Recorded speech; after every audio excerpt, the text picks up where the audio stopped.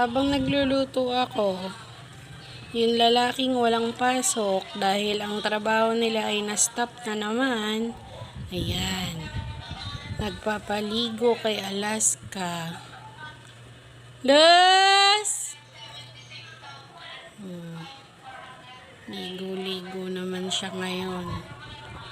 At nakikigamit kami ng poso dun sa kabilang apartment. Yan, mga kabilang apartment.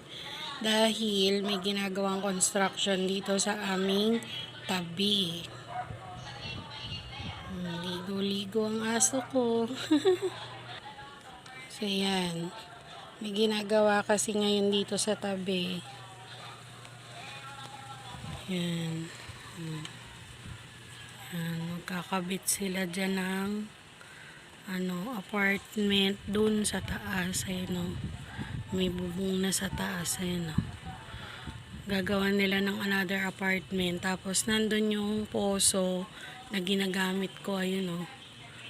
Oh. May semento sa tabi. So hindi kami pwede magbasa dyan. Yan o. Kaya medyo maingay na palagi ngayon. Yan. Kaya yun, dun sila sa kabila. Yan. Ligo-ligo ng aking aso.